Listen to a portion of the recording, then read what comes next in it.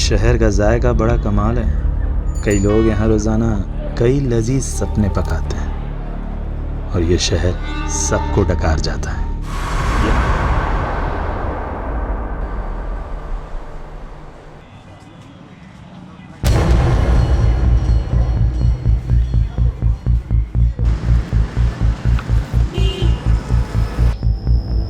जल्दी करो। सॉरी निलोफर, सुबह से कुछ भी नहीं खाया था। वैसे हम जा कहाँ रहे हैं? अभिनंदन बैंक्वेट। अरे हाँ, आज तो कीर्ति की शादी है ना। पहले बताया क्यों नहीं मेरे को? मैं कपड़े चेंज कर लेता। हाँ, रास्ते में तुम्हारे लिए शेरवानी ले लेते हैं। हम शादी में नहीं जा रहे स्टूपिड। तुमने जो गूफ अप करा है उसे रेक्टिफाई करने जा रहे हैं। नो एक्सक्यूज जेकब, दूल्हा विदाउट सेहरा पॉसिबल ही नहीं है। नो इश्यूज कीर्ति। और वैसे भी हमारी कम्युनिटी में सब एक्साइटेड है कि आज जेकब फर्नांडिस घोड़े पे शादी करने जाएगा। घोड़ा नहीं बुद्धू, घोड़ी होती है। सीरियसली यार, इन लोगों ने घोड़ा बुक कर दिया। हंसो मत यार, जाओ जाकर जेंडर चेंज करो। अच्छा एक मिनट, मेरी फ्रेंड नीलोफर का कॉल आ रहा है। I will see you at Jaymala. Hi Nilofar. Thank God Kirti तुमने फोन उठा लिया। मुझे तुमसे बहुत इंपॉर्टेंट बात करनी है। कीर्ति, तुम्हारा होने वाला हस्बैंड एक फ्रॉड है। ये कई बार नाम बदल के पहले भी शादियां कर चुका है। इनफैक्ट इसका टारगेट होता है कि ये रिच लड़कियां फंसाता है, फिर उनसे मोटी डाउरी लेता है और प्रॉपर्टी बेच के भाग जाता है। ये इसकी मॉडस ऑपरेंडी है यार। और ये सब तो मुझे अब बता रही हूँ। 2 महीने पहले मैंने तुम्हारी डिटेक्टिव एजेंसी को इस काम पर लगाया था ताकि पता चल सके कि वो इंसान सही है या गलत, उसका बैकग्राउंड क्या है। और तुमने क्या किया? और गोल्डी, तुमने तो मुझे सारे ग्रीन सिग्नल्स दिए थे ना कि सब सही है। उसके बाद जाकर मैंने हाँ किया। कीर्ति, गोल्डी से गलती हो गई। मैंने तुम्हें सिर्फ काम नहीं दिया था नीलोफर। मैंने समझा था तुम मेरी दोस्त हो और तुम्हारे लिए मेरे कंसर्न्स मैटर करते हैं, पर तुमने किसी चीज पर ध्यान नहीं दिया। Sorry my foot Nilofar. 25 lakh लग चुके हैं शादी पे, इंक्लूडिंग योर फीस। और वहां पे ना वेन्यू के बाहर सारे गेस्ट खड़े। क्या बोलूं मैं उनको जाकर? और आज ना जेकब से ज्यादा मुझे तुम पर गुस्सा आ रहा है, और इसे ना मैं कभी भूलूंगी नहीं। मैम, कुछ बोलना भी मत। देखा, तुम्हारी वजह से कितना सुनना पड़ा मुझे। मैम गोल्डी, कुछ दिनों तक अपनी शक्ल मत दिखाना मुझे।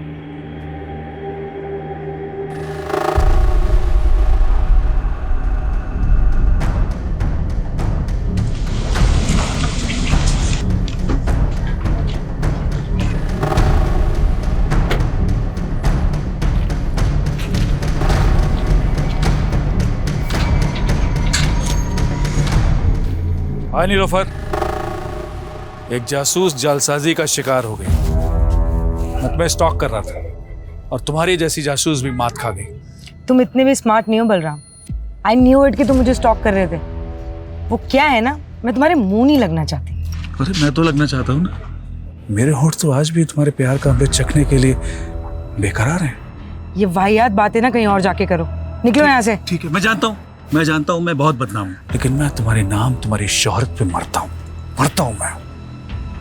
इसीलिए मैं नहीं चाहता कि दुनिया वाले हमारी मोहब्बत को एक बर्बाद अफसाना समझ लें।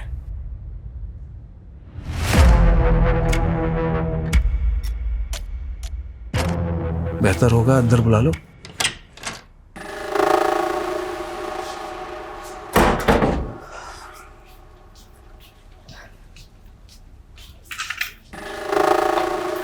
बोलो, क्यों फिर से तंग करने आ गए? तंग तो तुम्हारा दिल है। हाँ, प्यार करने में भी कंजूसी। बिना छुए बात नहीं कर सकते बलराम। और अपनी ये वाहियात शेरो शायरी ना बंद करो, निकलो यहाँ से। जिसकी उम्मीद तुम लेकर आए हो, ऐसा कुछ होने नहीं वाला।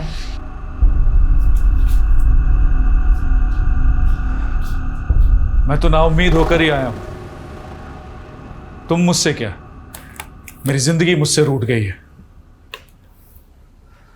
मतलब? नीलोफर, मुझे कैंसर हो गया है।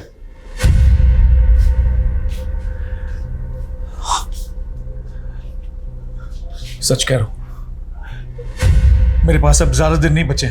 मरने से पहले मैं सारे गिले शिकवे तुम्हारे साथ जो हुए दूर करना चाहता हूं। अगर तुम कहो तो बाकी बची जिंदगी तुम्हारे साथ रहने के बहाने मत ढूंढा करो यार, भरोसे के लायक नहीं हो तुम। और अब मुझे तुमसे कोई मतलब नहीं। तुम्हारा मुझसे कोई मतलब नहीं है? कोई मतलब नहीं है तुम्हें मुझसे? तो मेरी जिंदगी का कोई मतलब नहीं है। कल का मरता आज का हर्ष क्या है? बलराम पागलपन मत मैं पागल नहीं हूँ, तुम्हें ड्रामा लग रहा है?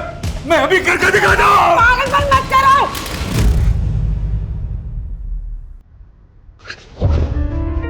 I know. You love me.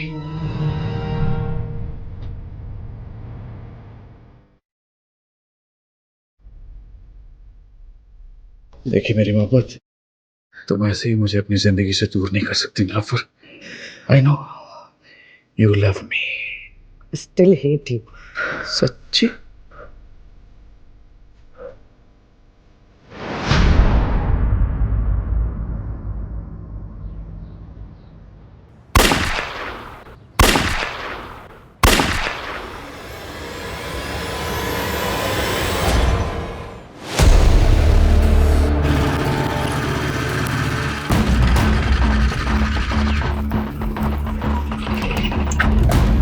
Sir पड़ोसी ने 3 गन शॉट्स की आवाज सुनी है, इसके अलावा किसी को कुछ नहीं पता सर।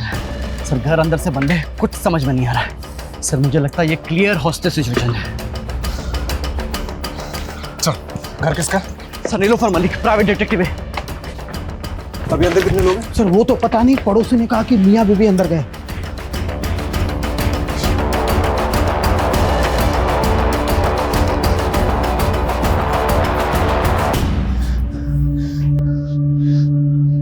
जैकेट का बुलेट प्रूफ। सर पता नहीं था यहाँ जरूरत पड़ेगी, लेकिन मंगवाई है। उसका टाइम नहीं है हमारे पास, इंटरलॉक तोड़ना पड़ेगा।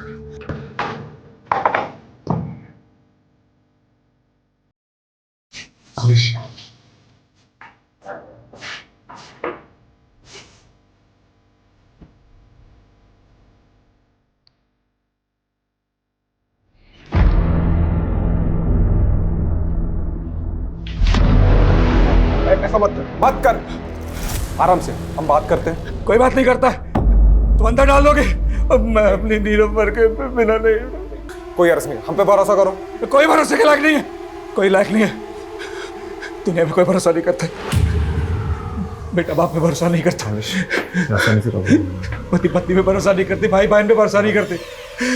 मेरी पत्नी ने मेरा भरोसा नहीं किया तो तुम्हारा भरोसा कैसे करूँ मैं?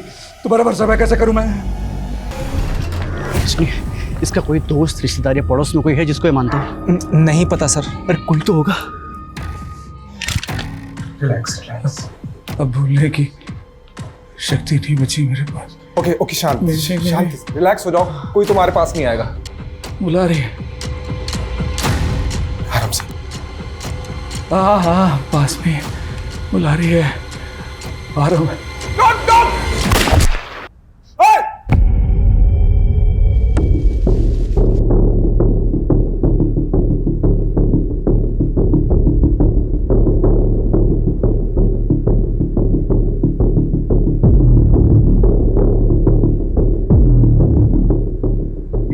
फॉरेंसिक को बुलाओ और उनको बोलो प्रीलिमिनरी रिपोर्ट जल्दी मुझे, और ये डेड बॉडीज को पोस्टमार्टम के लिए भेजो। जी सर।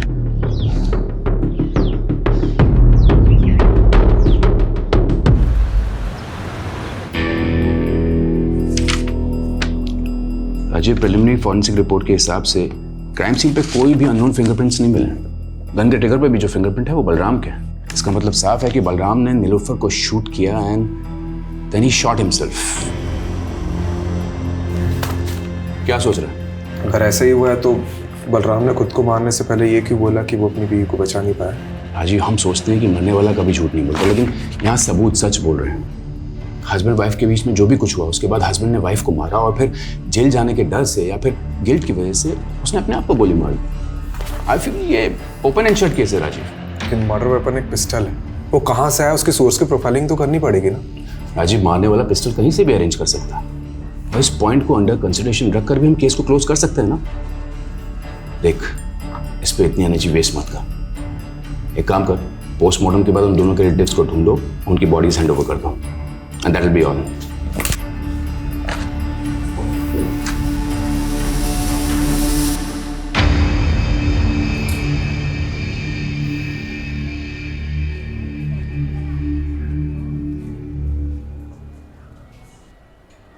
सर, वो नीलोफर के घर में किसी भी तरह की फोर्स एंट्री एग्जिट के साइन नहीं मिले हैं। और सर किसी ने भी ये नीलोफर और बलराम के अलावा किसी तीसरे को नहीं देखा।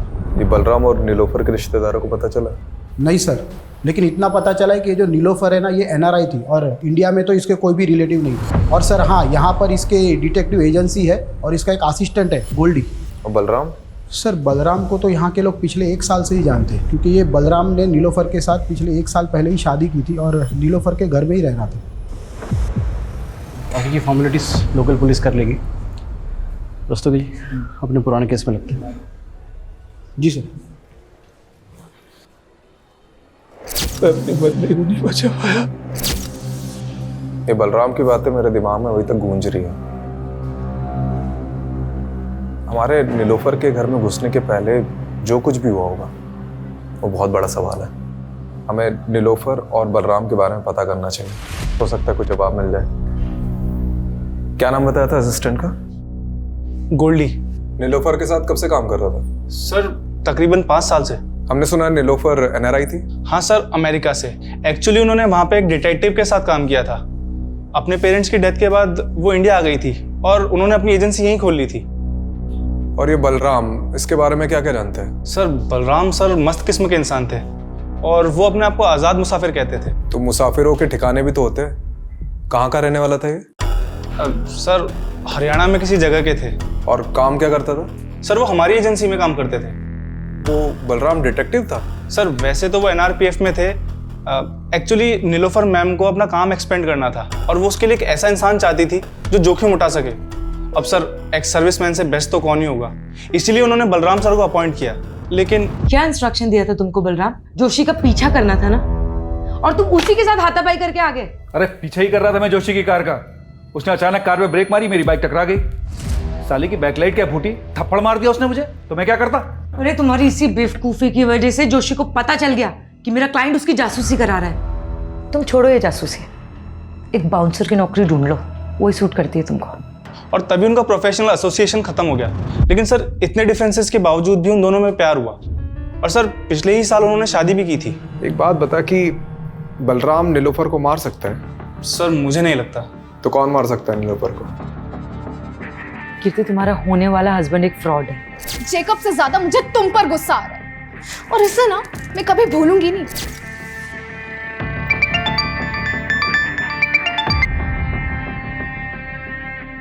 हेलो याद तो मुझे ही कर रही होगी ना डार्लिंग। कमीने, तू हिम्मत है तो सामने आके बात कर, नंबर बदल के कॉल मत कर। अरे हम जरूर मिलेंगे। मैं भी उन मोमेंट्स को भूल नहीं पा रहा हूँ जब हम शादी से पहले एक हो गए थे। क्या दिन थे, जानती है? वो सब मैंने रिकॉर्ड कर रखा है। मैं सोच भी नहीं सकती तू इतना गिरा हुआ निकल सकता है। तू मेरे सामने होता ना तो I would have killed you. ओहो, मेरी बेबी को गुस्सा आ रहा है, बहुत गुस्सा आ रहा है। हाँ? मुझे भी आया था उस डिटेक्टिव पे जब वो कबाब में हड्डी बन गई थी, पर अब मेरा गुस्सा शांत हो गया। May your friend Nilofar rest in piece.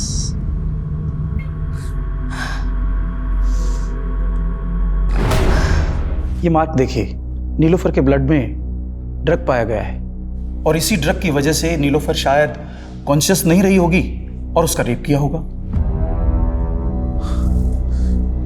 तो ये रेपिस्ट का DNA क्या बलराम के DNA से मैच करता है? नीलोफर की बॉडी पे रेपिस्ट का DNA मिला ही नहीं। शायद रेपिस्ट ने कॉन्डोम यूज किया हो। सर ये नीलोफर के घर से हमें ना सिरिंज मिली है ना ड्रग मिला है, तो क्या ये सब बलराम ने गायब किया होगा? देखो, ये नए डेवलपमेंट के हिसाब से ये थ्योरी बनती है कि बलराम ने पहले अपनी बीवी को ड्रग देकर बेहोश किया और फाइनली ये बलराम अपनी बीवी से इतनी नफरत करता होगा क्या? यही बात तो समझ में नहीं आ रही सर, उन दोनों के बीच में प्यार था भी या नहीं। देखा, ये ओपन एंड शट केस कैसे बूम करके बैठा है। चलो इस पॉइंट को कंसिडर करते हैं कि नीलोफर का रेप किसी ने तो किया है, क्योंकि अभी तक ये माना नहीं जा सकता कि बलराम ने ही उसका रेप किया और ये भी हम नहीं मान सकते कि बलराम ने नीलोफर का मर्डर किया। क्योंकि जो आदमी खुद को मारने के पहले ये बोल रहा था कि अपनी बीवी को नहीं बचा पाया, वो अपनी बीवी को मार कैसे सकता है? चलो 1 मिनट के लिए हम ये मान लेते हैं कि उस घर में उन दोनों के अलावा कोई तीसरा आदमी भी मौजूद था, तो क्यों बलराम ने उस तीसरे आदमी के बारे में हमें कुछ भी नहीं बताया और सुसाइड कर लिया? और अगर उस किलर के एंगल से सोचते भी हैं तो उसने पहले नीलोफर का रेप किया और फिर मर्डर कर दिया, तो फिर आई विटनेस बलराम को जिंदा क्यों छोड़ दिया? इसलिए मैं बलराम को रूल आउट नहीं कर रहा हूँ, लेकिन एक पॉसिबिलिटी तो है कि बलराम के अलावा भी कोई और क्रिमिनल हो सकता है। यू आर राइट राजीव, इसे तो इन्वेस्टिगेट करना ही होगा। You have free hold, go ahead. सिक्के को अगर हम यहाँ से देखें तो इसका सिर्फ एक ही पहलू नजर आता है, लेकिन इस केस का सिक्का खुद उठ के कह रहा है कि इसके 2 पहलू हैं। मतलब सर? मतलब रस्तोगी जी, बलराम और नीलोफर की पर्सनल लाइफ को खंगालना होगा। देखते हैं इस केस का असली कलाकार सिर्फ बलराम ही था या और कोई था जिसके पास अपना कोई मोटिव था। जिंदगी के ये लंबे लंबे सफर इंसान का सफरनामा लिखते हैं, कहीं जिंदा दिल सफर।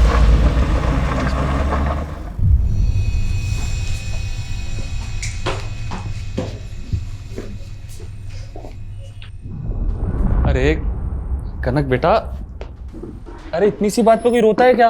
हाँ, रोते नहीं है बेटा। ये देखो, मैं तुम्हारे लिए क्या लेके आया। देखो, ये गोलू मोलू सा गुड्डा, अब हम दोनों इससे खेलेंगे। ये पसंद नहीं आया? ठीक है, तो मैं तुम्हें दूसरे खिलौने दिला दूं। कनक, क्या हुआ बेटा?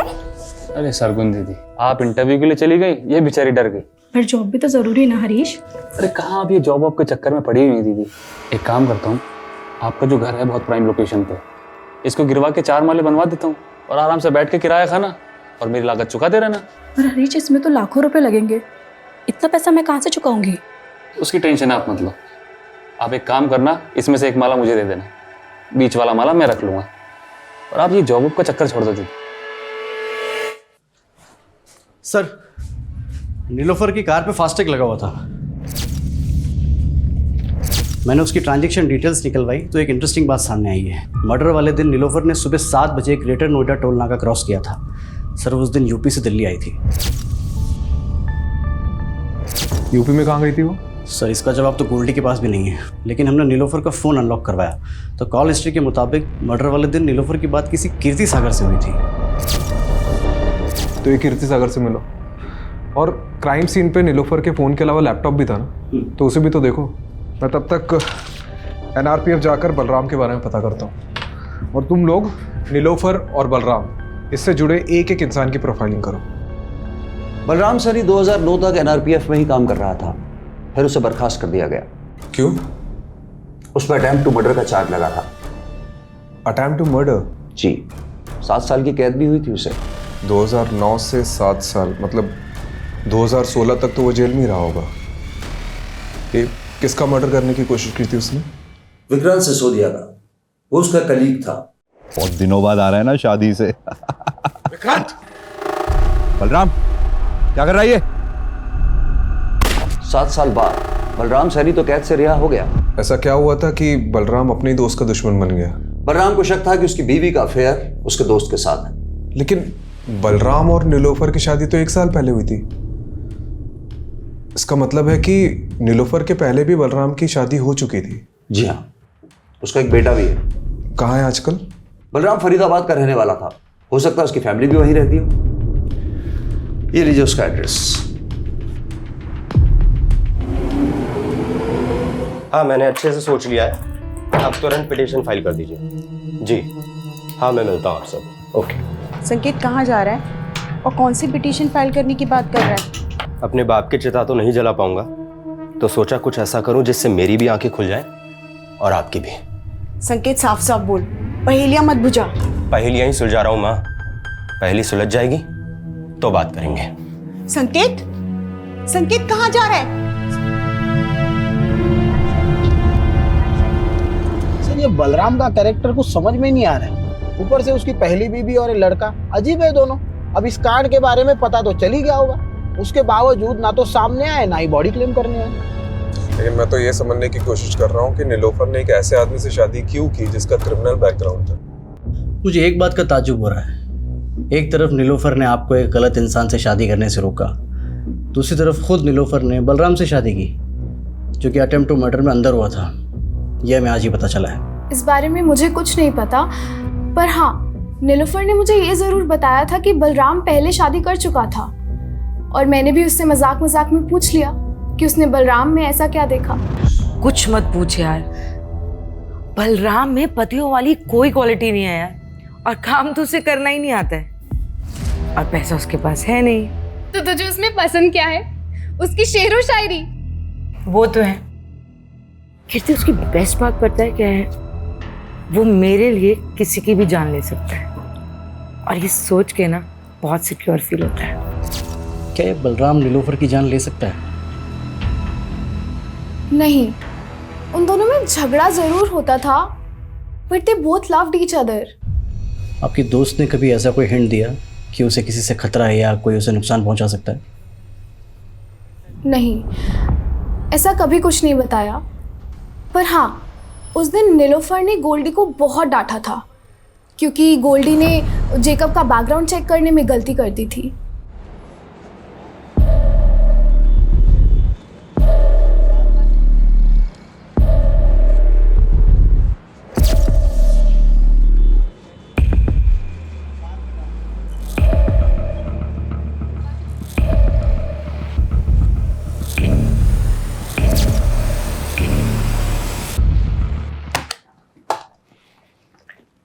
देखो संकेत, मैंने तुम्हारी ये पिटीशन तो फाइल कर दी है कि तुम्हें बलराम सैनी के साथ अपना डीएनए मैच कराने का मौका दिया जाए, पर तुम ये सब करना क्यों चाहते हो? क्योंकि उन्हें लगता था कि मेरी माँ ने उन्हें धोखा ही नहीं दिया, बल्कि मैं भी उनका बेटा नहीं। पर तुम ये सब करके अपने लिए गड्ढा खोद रहे हो। मेरा मतलब है जानबूझकर पुलिस की नज़र में सस्पेक्ट बन रहे हो। ये तो कभी प्रूफ नहीं होगा कि मैंने कोई क्राइम किया था, लेकिन डीएनए टेस्ट कराने का मेरे पास ये आखिरी मौका है। मैं चाहता हूं दुनिया को पता चले मेरा बाप सही था या मेरी माँ।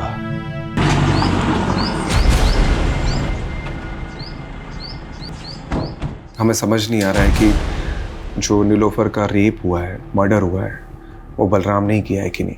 इसलिए उसके बारे में हम आपसे कुछ जानने आए। देखिए, हमें पता चला है कि आपके लिए बलराम ने किसी की जान लेने की कोशिश की थी, और उसकी वजह यह थी कि आपका किसी के साथ। मेरा किसी के साथ कुछ नहीं था, उल्टा वो बलराम ही गुस्से वाला था। उसको जब भी गुस्सा आता वो मुझ पर हाथ उठाता था। इतना सब होने के बाद भी जब वो जेल से वापस आया, मैंने सब कुछ ठीक करने की कोशिश की, लेकिन वो मुझे कभी समझ ही नहीं पाया।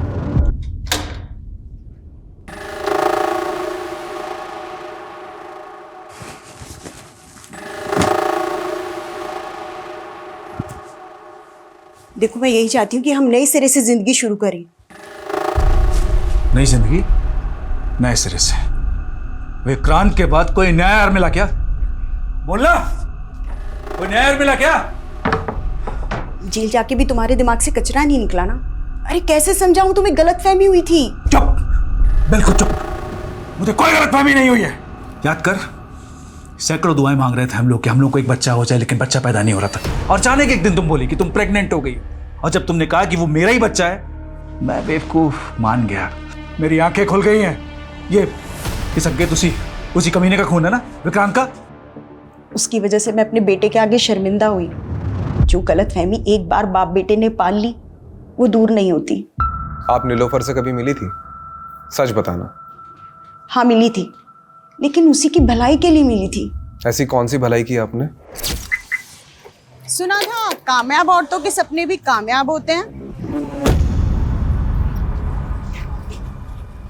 फिर तुमने एक नाकामयाब आदमी से रिश्ता कैसे जोड़ लिया? नाकाम तो आपका रिश्ता रहा है, बलराम को तो धोखा दिया था ना आपने। बड़ी जल्दी उसकी बातों में आ गई। ये भी भूल गई कि वो 7 साल जेल रह के आया है। डूबती कश्ती में पांव रखा है तुमने। डूबने से पहले उतर जाओ तो अच्छा है। मैंने तो उसकी सलामती ही चाहिए थी, लेकिन जब अपनी किस्मत नहीं बदल पाई तो उसकी क्या बदलती। आपको शक होगा कि कांड बलराम ने किया या नहीं, लेकिन मुझे पूरा यकीन है कि बलराम ने पहले नीलोफर को मारा, बाद में खुदकुशी की। आखिर उसके पाप का घड़ा भर ही गया था। कैसी लगी कनक? अच्छी है ना? चल तू जल्दी से जा और जाकर के पहन के दिखा। क्या बात है दीदी, कनक के लिए नई ड्रेस? लगता है दिल्ली में जो इंटरव्यू दिया था वो पास कर लिया है। हाँ? वो तो बिल्कुल बेकार गया, लेकिन हाँ कोड़ियागंज में मुझे एक जॉब मिल रही है। सोच रही हूँ कनक के साथ जाके वहीं शिफ्ट हो जाऊँ। शिफ्ट कर रही हो? तो फिर इस घर का क्या करना है? आप बोलो तो बिकवा दूँ। तो मेरा घर बेचने पर क्यों तुला है? मतलब आप कौड़ियागंज चली जाएंगी और पीछे से इस घर पे किसी ने कब्जा कर लिया तो? कमलेश, ये बलराम का कैरेक्टर कुछ समझ में नहीं आ रहा है। मतलब उसे सस्पेक्ट मानो या विक्टिम, पता नहीं। अच्छा, ये तीसरे आदमी की थ्योरी से कुछ हाथ लगा? सर ये नीलोफर का लैपटॉप ऑन किया है मैंने, इसमें सर ये जैकब की कुछ फोटोज मिले हैं। सर ये तो पहुंचा हुआ अपराधी है, कई स्टेट्स में मोस्ट वांटेड है। इसके ऊपर तो सर धोखाधड़ी और अटेम्प्ट टू मर्डर जैसे चार्जेस हैं।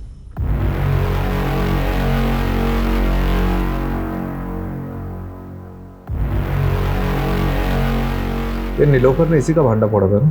कहीं इसने तो कांड नहीं किया? ये फोटोज देख, ये कैसी फोटोज है? एक मिनट। ये फोटो में तो यूपी लिखा हुआ है। मतलब ये फोटो यूपी में किसी एरिया की है और मर्डर वाले दिन नीलोफर यूपी से दिल्ली आ रही थी। उसकी फास्टैग की ट्रांजैक्शन डिटेल्स के हिसाब से वो यूपी काफ़ी आ जा रही थी, लेकिन अभी तक ये पता नहीं चला है कि यूपी में जा कहाँ रही थी। ठीक है, इसे गोल्डी को दिखाते हैं, हो सकता है वो किसी केस में काम कर रही है। और नीलोफर के पुराने केसेस भी चेक करो। ठीक है।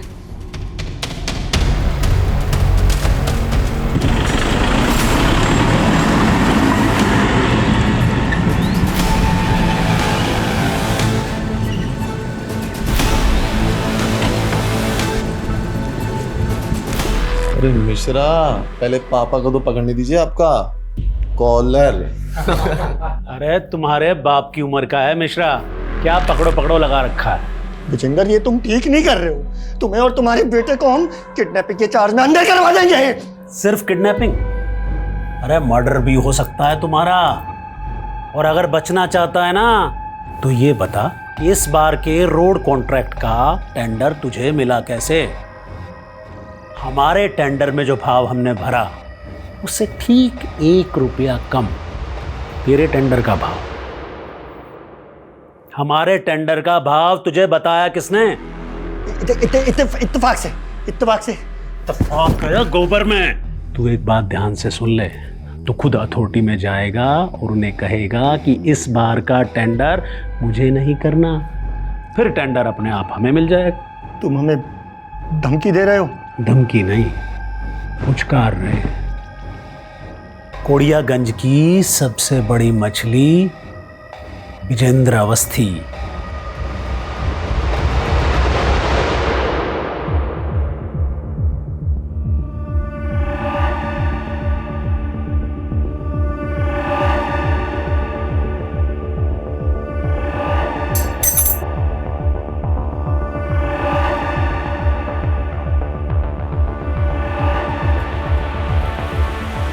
ये चाबी इस बुक में क्या कर रही है? सर वो नीलोफर मैम के घर की चाबी है।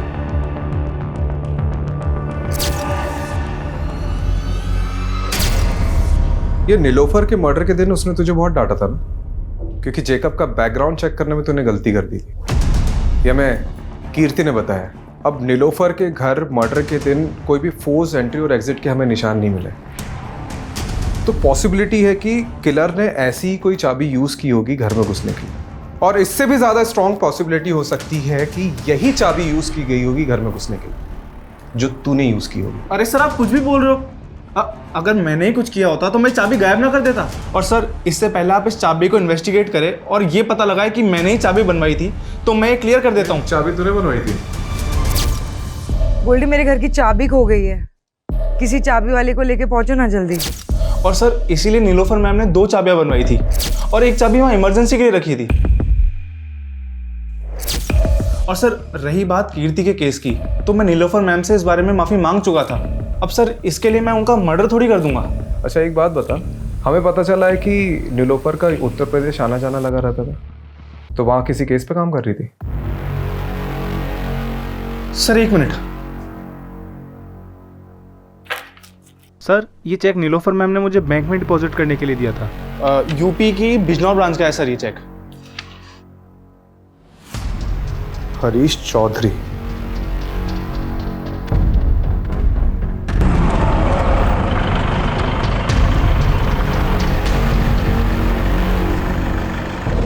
सर दरअसल मैंने ही वो चेक दिए थे एडवांस नीलोफर। किस चीज़ का एडवांस चेक? सर मेरी कजिन सिस्टर है सरगुन, 2 महीने से मिसिंग है। उन्हीं को ढूंढने के लिए मैंने नीलोफर को हायर किया था। मैंने बिजनौर थाने में भी दीदी का मिसिंग केस फाइल किया था, लेकिन पुलिस कुछ कर ही नहीं रही है। हरीश तुम बिल्कुल परेशान मत हो, सरगुन को ढूंढने में मैं तुम्हारी पूरी मदद करूंगी। वो करती क्या थी? वो जॉब ढूंढ रही थी और इसी सिलसिले में वो दिल्ली के किसी मॉल में एक आदमी से मिली थी। वो कोई मामूली आदमी नहीं है हरीश, वो कोड़ियागंज के सबसे रईस आदमी का बेटा है। वो सोशल वर्कर भी है और साथ ही उसकी बहुत सारी कंपनीज भी है। उसी ने मुझे मिलने के लिए कोड़ियागंज बुलाया था। कोड़ियागंज? माँ, मैं भी आपके साथ चलूंगी। अरे बेटा, पहले मैं तो जाकर नौकरी पक्की कराऊं, उसके बाद तुझे भी ले चलूंगी। लेकिन उस दिन के बाद से दीदी कभी लौटी नहीं सर। ये नीलोफर ने सरगुन के बारे में कोई अपडेट दी थी? सर वो बता रही थी कि कोड़ियागंज का कोई सबसे रईस आदमी है, विजेंद्र अवस्थी करके, और उसके बेटे का नाम अमरीश है। तो उन दोनों की फ़ोटो उसने मुझे दिखाई थी। फ़ोटो है अभी? हाँ सर दिखाओ। ये देखिए सर वो बता रहे थे कि इन दोनों पर उसको शक है, और इससे पहले ही नीलोफर कुछ बता पाती, हमने सुना कि नीलोफर और उनके पति की मौत हो गई। कोड़ियागंज जाकर तुमने इनसे बात करी अपनी बहन के बारे में? मुझ जैसा छोटा आदमी इतने बड़े आदमी से कैसे बात कर सकता है? सोचा पुलिस को ही बता दूं, लेकिन उन्होंने कुछ नहीं किया। ठीक है।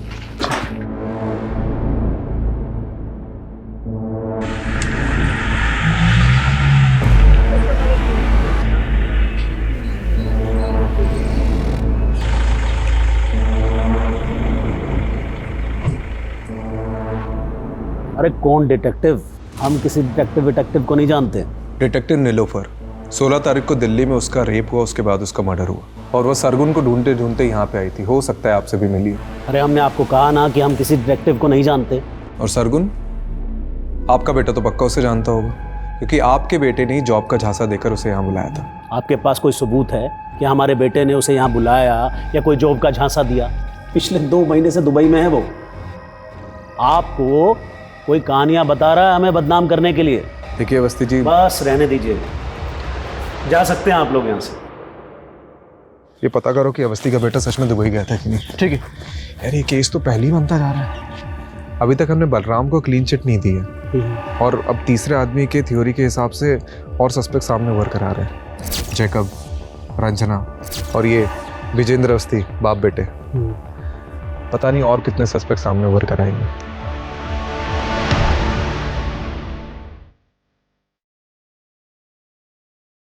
खाना लगा दूं?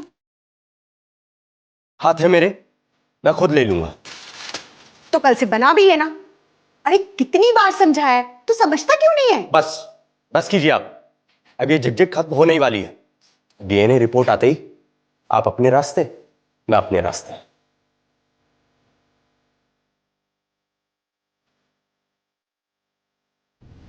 ये विजेंद्र अवस्थी बिजनौर के एसपी का दोस्त है, जहां सरगुन का मिसिंग केस फाइल हुआ था, और उसका बेटा अमरीश अवस्थी। इसका दुबई जाना उसी दौरान हुआ था जब सरगुन गायब हुई थी। तो सरगुन को गायब करने में इन लोगों का हाथ है, और नीलोफर इन्हें इन्वेस्टिगेट कर रही थी। हो सकता है उसके साथ भी कुछ ऐसे ही हुआ। सर जब नीलोफर को इन लोगों ने मार डाला है, तो सरगुन पिछले 3 महीने से कहाँ गायब हुई है? वो गायब ही है कि उसको भी। अच्छा, जब सरगुन गायब हुई उस दौरान जितनी भी अनआइडेंटिफाइड बॉडीज मिली, उसका डेटा चेक कर।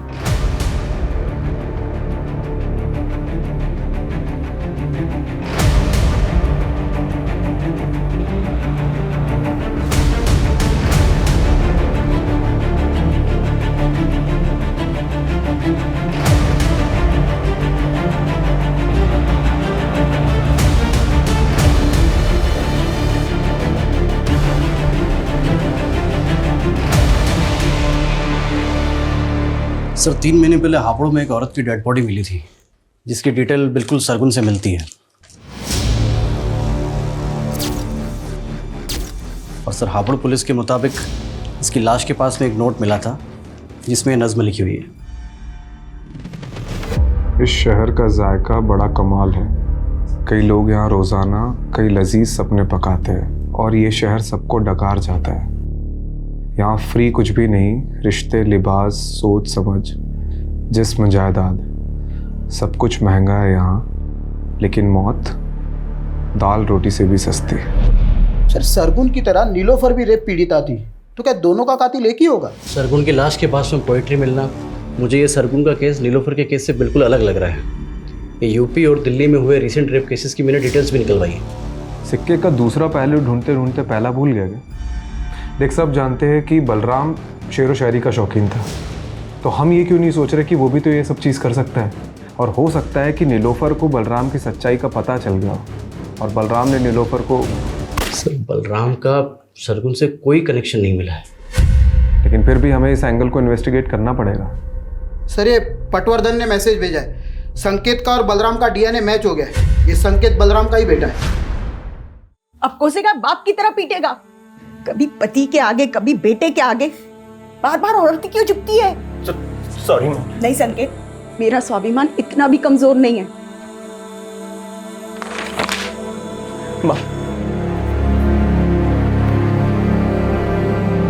सर मैं रेप केसेस के बारे में ही पता कर रहा था तो पोएट्री से जुड़ा एक और केस सामने आया है। 2 दिन पहले दादरी हाईवे पर एक लड़की की लाश मिली है, सेम मॉडस ऑपरेंडी और साथ में पोएट्री नोट। जिंदगी के ये लंबे लंबे सफ़र कहीं यूं ही ना गुजर जाए, आओ मिलकर एक नया समा बनाए।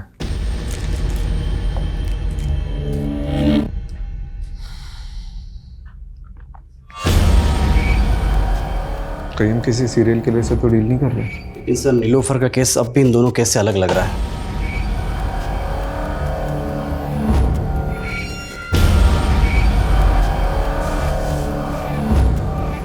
इस सरगुन की लाश हमें हापुड़ में मिली और इस लड़की की लाश हमें दादरी में मिली है।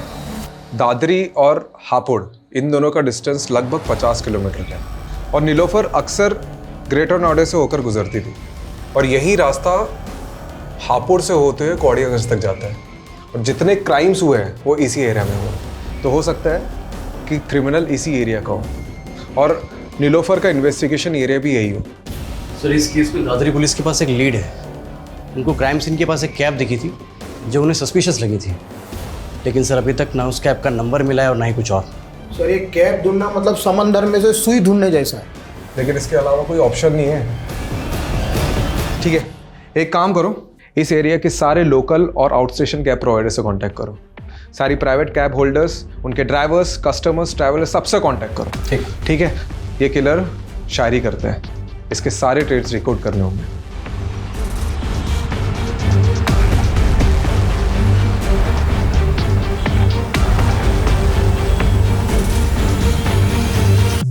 सर 300 से ज़्यादा travel agents, cab service providers और सोलो कैब ड्राइवर से पूछताछ करी। कुल मिला के 700 लोगों से हमने पूछताछ करी सर, और टोटल 27 लोगों को हमने जीरो डाउन किया है जो मर्डर के वक्त दादरी वाले क्राइम सीन एरिया के आसपास थे। इन सबको बुलाओ।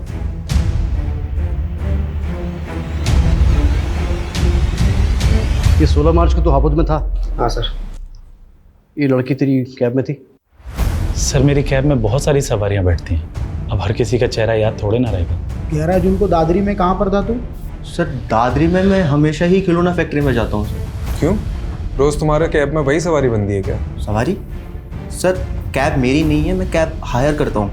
अच्छा, तो कोई ऐसे कैब ड्राइवर को जानते हो जो शेर व शायरी करता है? सर ऐसा तो कोई मेरे दिमाग में नहीं आ रहा अभी। ठीक है, तुम जा सकते हो।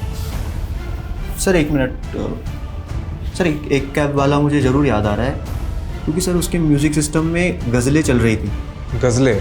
वो बंदा मुझे इसलिए याद है क्योंकि वो इंग्लिश में बोलने की कोशिश कर रहा था और सर वो अपने आप को MBA करा हुआ बता रहा था। देखो इनमें से कोई है क्या? इनमें से है कोई वो कैब ड्राइवर? सर ये था वो, यही सुधा सर। हाँ चमन लाल। सर इससे तो मैं अभी 2 घंटे पहले ही मिला।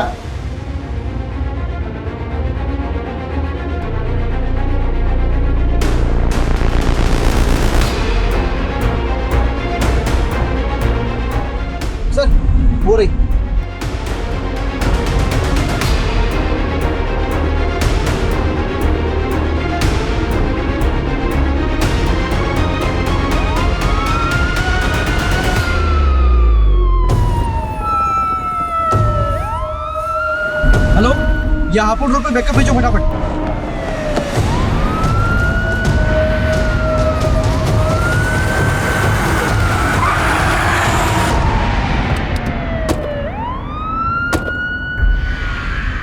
सर दुनिया ने मेरी कदर नहीं की। एमबीए किया तो जॉब नहीं मिली, जॉब नहीं मिली, पैसा नहीं, लड़की नहीं, शादी नहीं, कुछ नहीं। एक एमबीए वाले की फ्रस्ट्रेशन समझते हैं आप सर? फ्रस्ट्रेशन में कैब चलाना पड़ा। वो उन दिनों एक कपल मेरे कैब का रेगुलर कस्टमर था। वो दोनों चिपक के ना मेरी जलाते रहते थे। तो बस मैंने एक दिन हिडन कैमरा लगा दिया। फिर वो वीडियो बनाकर मैंने उस लड़की को ब्लैकमेल किया। वो मुझे लाखों देने को तैयार थी, पर पता है सर मैंने उससे क्या मांगा? उससे उसका जिस्म। और सरगुन को क्या बोला तूने कि तू विजेंद्र अवस्थी का बेटा है?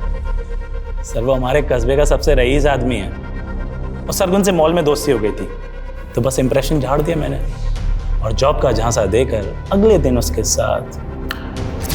फिर सारा मालूम पड़ा कि वो नीलोफर सरगुन का पता करते करते कौड़ियागंज पहुंच गई है। एक्सक्यूज मी जी, आप विजेंद्र अवस्थी का घर जानते हैं? जी पास ही में, आइए आपको ले चलता। चलिए। वैसे विजेंद्र अवस्थी के यहाँ आपको क्या काम पड़ गया?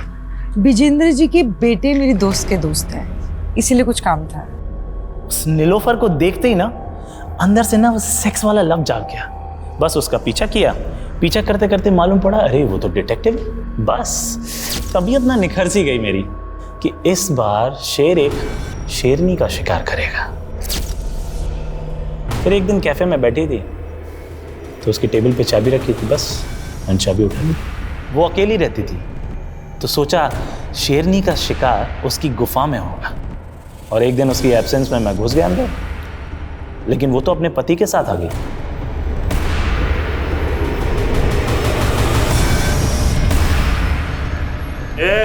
चल छोड़। कौन है? चढ़ फटाफट, इधर चल।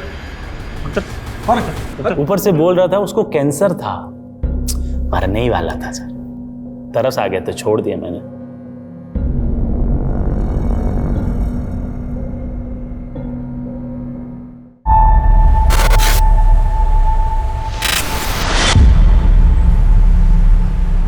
यार अभी बस मुझे एक बात बता, स्टेशन की एनुअल रिपोर्ट नाम की कोई चीज होती है कि नहीं? होती है। तो सबमिट कब करेगा? मैं कल कर दूंगा। कल कर दूंगा मतलब? भाई डेडलाइन कल थी, तू आने वाले कल की बात कर रहा है। इस बार अनसॉल्व केसेस ज्यादा है ना, तो मैं देख रहा था कि कैसे मैनेज करूं। कैसे मैनेज करूं मतलब? कुछ नहीं, मैं कल शाम तक कर दूंगा। बस की कुछ नहीं है।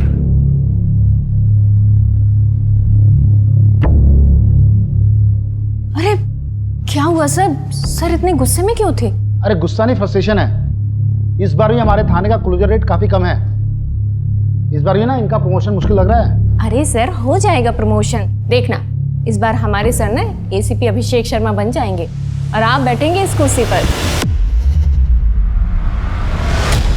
अभिषेक ब्रोकर से बात हो गई है, आज बुलाया उसने 3 बजे के बाद कभी भी। यार मोहिनी आज रहने दो, रवि ने एनुअल रिपोर्ट तैयार की है, मुझे देखना होगा प्लीज। अभिषेक ऐसे तो 3 अच्छे घर हाथ से निकल गए ना। अब सेलर्स को जल्दी है तो मैं क्या कर सकता हूँ? वैसे भी अभी गुंजाइश नहीं है, हमारे फाइनेंसेस कहाँ मैनेज है मोहिनी।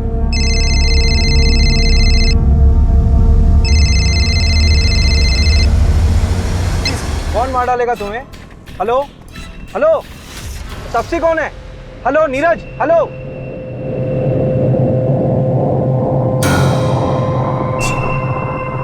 हेलो रवि, ये मुझे कॉल आया था। अच्छा, नंबर भेज रहा हूँ, लोकेशन ट्रेस करो, मैं आ रहा हूँ।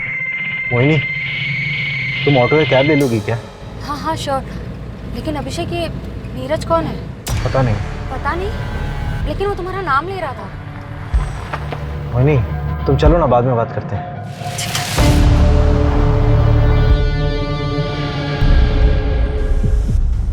The number you have called is currently switched off.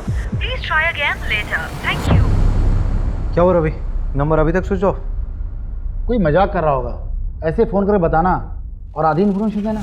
बंदा बहुत डरा हुआ साउंड कर रहा था, जेन्युइन। सर वो जो फोन आया था उसका टावर लोकेशन तो कोलार रोड आया है, वहाँ की सारी यूनिट को एक्टिव कर दिया है, लेकिन अभी तक वहाँ कोई क्राइम रिपोर्ट नहीं हुआ है। पिन पॉइंट लोकेशन कब तक मिलेगी? वो 1 घंटे के अंदर मिल जाएगी। मैं ना पूरे शहर में नाकाबंदी करवा देता हूँ, आप घर जाइए, कुछ पता चलता है तो मैं आपको बता दूंगा। ठीक है।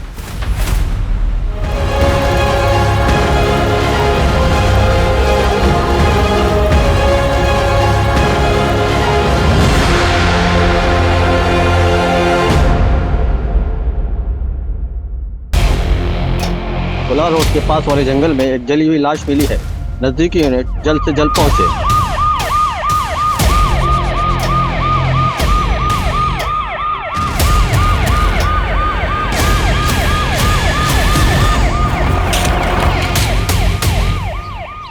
बॉडी पूरी तरह जली हुई है, चेहरा पहचान पाना मुश्किल है। क्या देखा था तुमने? सर मैं पास में रहता हूँ, स्पोर्ट्स मैन हूँ, इसलिए रोज सुबह शाम उस सामने वाले ब्रिज पे जॉगिंग के लिए आ जाता हूँ। शेड्यूल नहीं पूछ रहे हैं, जो देखा वो पता।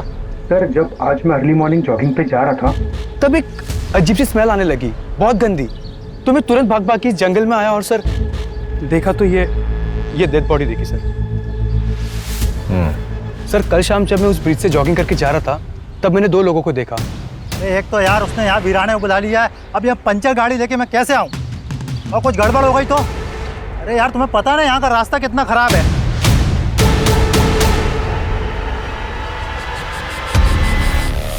और जब मैं तकरीबन कुछ 1.5-2 घंटे बाद तब वापस आया तो वो 2 लोग नहीं थे। भदौरिया, इसका नंबर लिखो। रवि। हाँ? तो गाड़ी वाले को ट्रैक करना बहुत ज़रूरी है। इसकी गाड़ी ख़राब हुई थी ना, आसपास के जितने भी मैकेनिक हैं सबसे बात करो। आपको जिस नंबर से कॉल आया था उसके मुताबिक शादी को इन्फॉर्म कर दिया है। सर, ये फ़ोन झाड़ियों में मिला।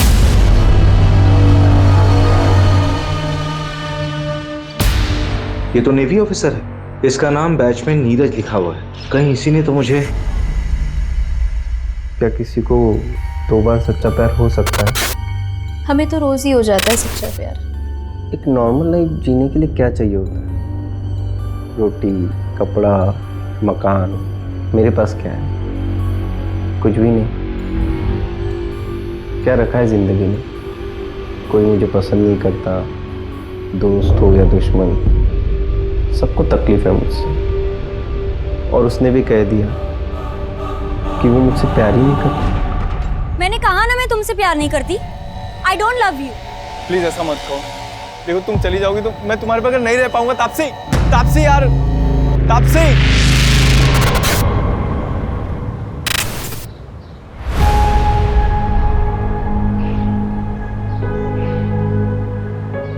अरे बेटा, बहुत देर हो रही है।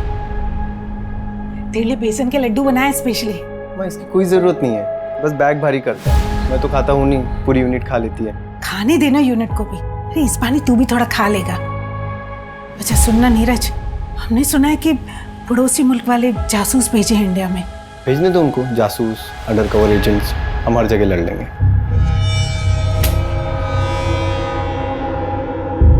अरे भैया आप हो गए रेडी? माँ का ख्याल रखना और मैं पहुंच के फोन करता हूँ। जी भैया। अच्छा सुन ना, तेरी अगली छुट्टी कब है? पता नहीं मम्मी, अब जल्दी मिलना मुश्किल है। अरे भैया अब अगली छुट्टी ना सिर्फ शादी पे लेना आप, ठीक है?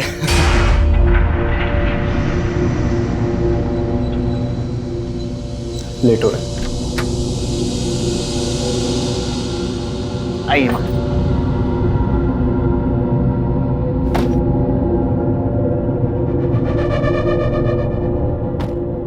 बेटा अपना ध्यान रखना। आप भी अपना ध्यान रखिए, ख्याल रखना मम्मी का। माँ को कॉल करो ना करो, मुझे जरूर करना, नहीं तो मैसेज कर करके परेशान कर दूंगा आपको।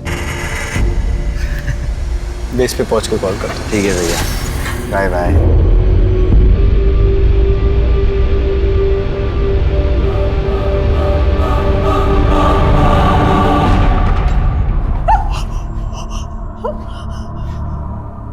इसमें क्या आइडेंटिफाई करें? बच्चा क्या है इसमें?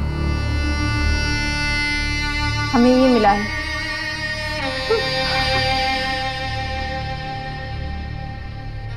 ये तो नीरज भैया का है। देखिए बॉडी का डीएनए करवाना होगा कंफर्मेशन की। मोबाइल का पासवर्ड पता है? 128829। आपके भाई से आखिरी बार बात कब हुई थी? जब वो एयरपोर्ट के लिए निकले थे 4 दिन पहले।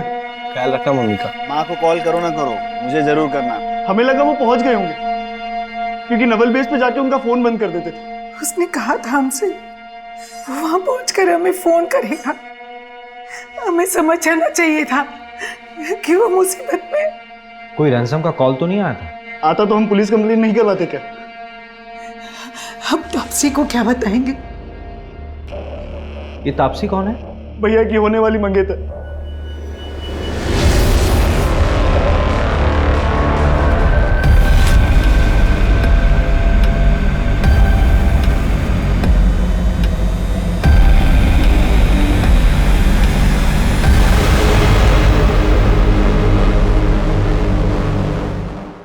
लीजिए चाय लीजिए ना प्लीज।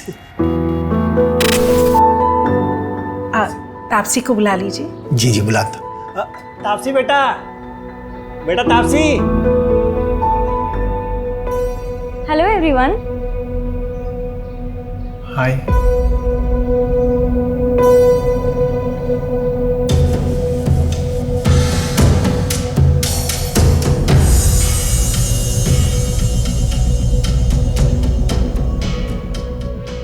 आप लोग चाय बिस्किट एंजॉय करो। सॉरी, क्या है रात में जरा देर से आई थी, सोई नहीं थी इसलिए। कोई बात नहीं पापा जी, इट्स ओके। मिल गई खुशी मुझे शर्मिंदा करके। क्या शर्मिंदा पापा?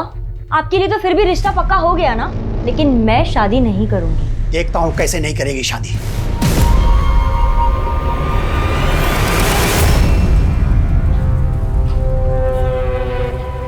अरे पर प्रॉब्लम क्या है? लड़का देखने में अच्छा नहीं है क्या? यार अनुभव ना बहुत ज्यादा क्यूट है, और ये सोल्जर टाइप वाले लोगों से शादी करके ना यार मैं बैचलर फील करूंगी, और शादीशुदा वाला फील भी नहीं होगा। जब ड्यूटी पे होगा तो वो वहीं होगा, और जब घर पर होगा तो वो यहीं होगा। सफोकेटिंग। तो तू आज उसे छोड़ने वाली है? हाँ, इसलिए तो बुलाया उसे। हाय तापसी। हाय नीरज। श्रेया। तापसी, हमारे यहाँ मुंह दिखाई की रस्म होती है। उस दिन मैं तुम्हारे लिए कुछ ला नहीं पाया था, तो ये तुम्हारे लिए है। उम्मीद करता हूँ तुमको अच्छा लगेगा।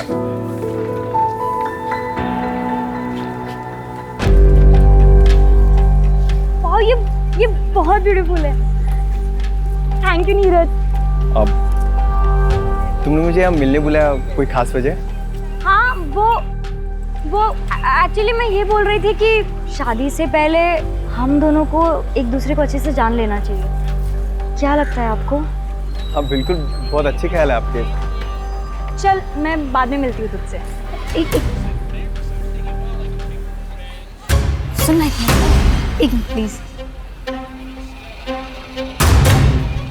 क्या हुआ? हार देख के इरादा बदल गया क्या? देख, ये ना अच्छा लड़का लग रहा है, इसके साथ मत खेल। तुझे क्यों इतनी तकलीफ हो रही है? कहीं तुझे तो पसंद नहीं आ गया? वैसे दिल बुरा नहीं है, वो सुना है ना, पति फौज में और बीवी।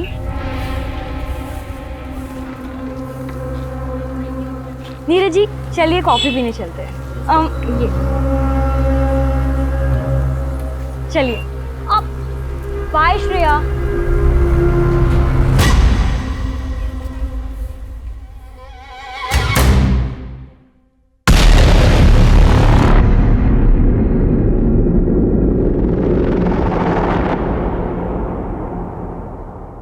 Hello, Bhopal police. आप कौन? मैं मुकेश चौकसी, कैब चला था। 1 मार्च यानी 4 दिन पहले तुमने अशोक नगर से किसी नीरज गोयल को एयरपोर्ट के लिए पिक किया था? हाँ मैडम। कहाँ ड्रॉप किया था? एयरपोर्ट पे मैडम। तुम कल आरपी नगर थाने आ जाओ, कुछ बात करनी है तुमसे। मैडम मैं इंदौर में हूँ, कल आता हूँ। ठीक है, कल आ जाओ थाने। सर, एयरपोर्ट जाने के लिए जो कैब बुक की गई थी उसका ड्राइवर मुकेश चौकसी अभी इंदौर में है। उसने कहा कि कल वो थाने आ जाएगा। सर, उसने बताया कि उसने नीरज को एयरपोर्ट ड्रॉप किया था। तो नीरज वहां कैसे पहुंचा जहां पर उसकी बॉडी मिली थी? सर, मैंने एयरपोर्ट कॉल किया था, वहां से पता चला कि नीरज ने फ्लाइट बोर्ड की ही नहीं थी। इसका मतलब है कि नीरज एयरपोर्ट के अंदर गया ही नहीं था। दैट मीन्स नीरज 3 दिन तक यहीं भोपाल में कहीं था। एक काम करो मंजू, नीरज की जहाँ पर बॉडी मिली है उसके 10 किलोमीटर के रेडियस में सब जगह पूछताछ करो। Okay sir. वो बाइक वाला कपल और वो गाड़ी वाला, वो दोनों के दोनों मुझे चाहिए। रवि से बोलो कि नीरज के दोस्तों और रिलेटिव से बात करें। हो ना हो ये नीरज शायद क्रिमिनल्स को जानता था।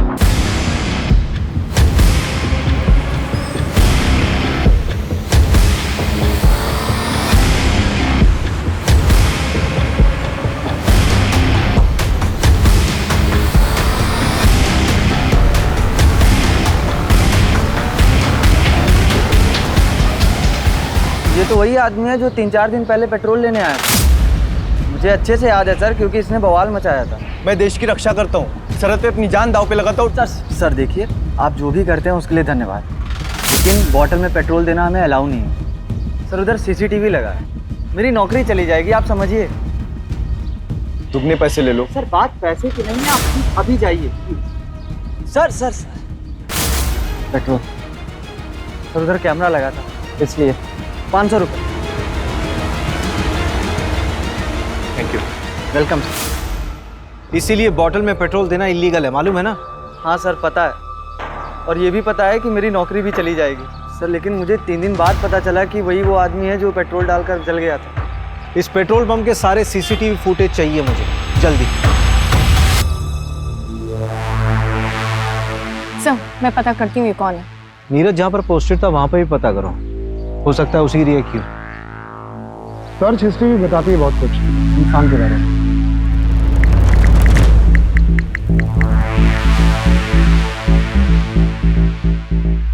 ये देखिए, यहीं से उसको आपका नंबर मिला होगा शायद।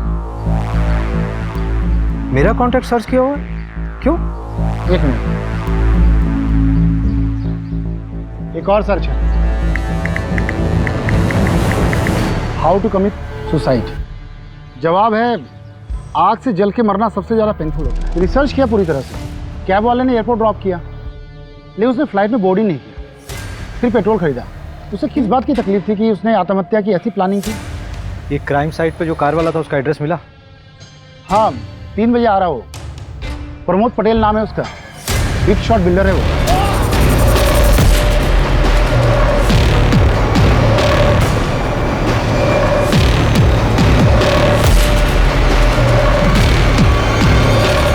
जहां हमें नीरज की बॉडी मिली वहां से तकरीबन 400-500 मीटर की दूरी पर तुम्हारी गाड़ी खड़ी थी। इतने नज़दीक होने पर भी तुमने कुछ नहीं देखा। तो आपके पास कोई आई विटनेस है तो मैं मान लेता हूँ कि 500 मीटर पर मर्डर हुआ। जब मैकेनिक नहीं आया लोकेशन पे तो मुझे पंचर गाड़ी चला के लेके आना पड़ा। जो हुआ उसके बाद हुआ होगा। मैंने ना किसी की लाश देखी और ना किसी को जलते हुए देखा। क्या किसी कपल को देखा था वहाँ बाइक पे? अरे मैं तेरे को बोल रहा हूँ, एक मिनट, मैं आता हूँ, गाड़ी लेके आता हूँ।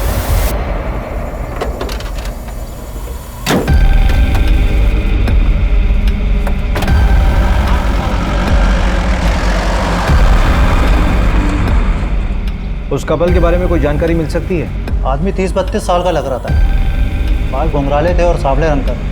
लड़की नाबालिग लग रही थी। उसने पिंक कलर की कुर्ती और वाइट लेगिंग पहनी हुई थी। उस लड़की के अलावा किसी को देखा हो? तो बाइक ब्लैक कलर की थी और उसमें स्कॉर्पियो का स्टिकर था। ठीक है, जा सकते हैं हम। रवि। हाँ इसमें नजर आ कुछ ज़्यादा ही डिटेल में देखा है इसने सब कुछ। अगर किसी को आप अपनी ज़िंदगी बना देते हो और वो आपकी ज़िंदगी में आने से ही मना कर दे तो क्या करना चाहिए?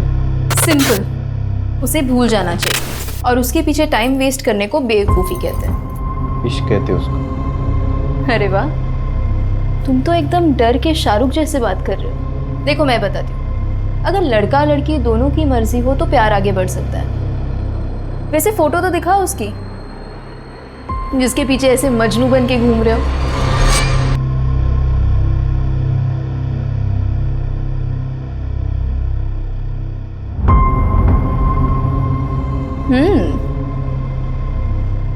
अरे ये कौन है? ये तो इससे भी अच्छी दिखती है, तुम लैला टाइप सा।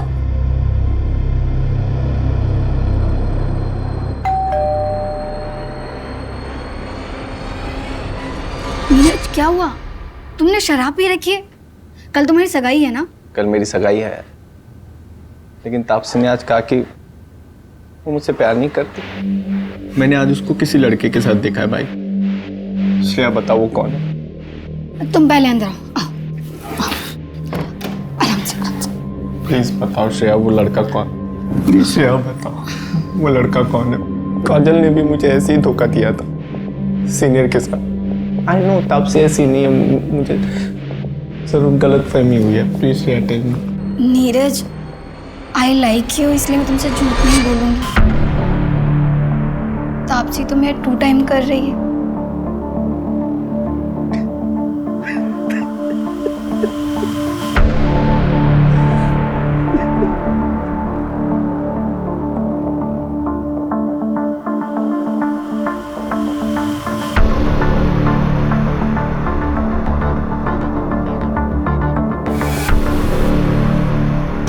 नीरज मर गया है। तूने तो कुछ नहीं किया ना?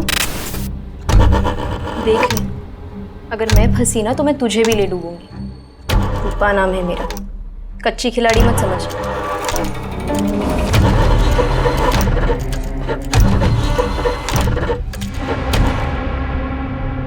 मैडम जी 4 दिन हो गए, कुछ पता चला?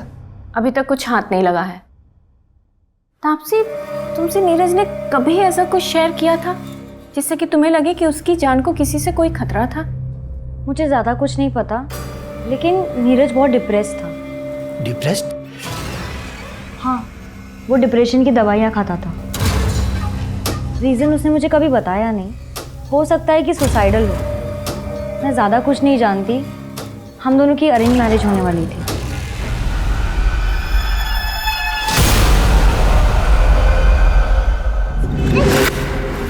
कल अगर एंगेजमेंट भी हो जाती ना तो भी मैं तुमसे शादी नहीं करती। तो तुम सोच लो तुम्हारे लिए क्या बेहतर है, एंगेजमेंट तोड़ना या शादी? देखो तापसी, अगर तुम चली गई तो मैं मर जाऊंगा यार। तो मर जाओ। तापसी, हाय।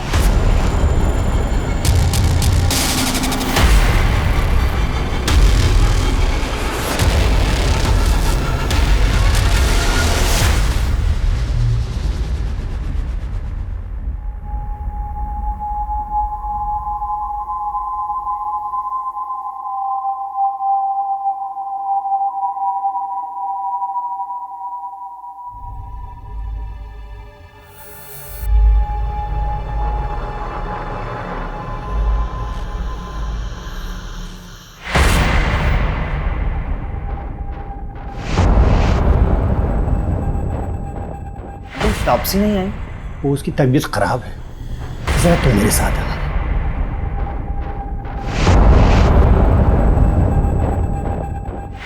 जी अंकल। देखो बेटा, मानो ये सही बात नहीं, लेकिन नीरज ने वो मुझसे 3 लाख रुपए उधार लिए थे और ड्यूटी पर जाने से पहले 10,000 और भी लिए थे।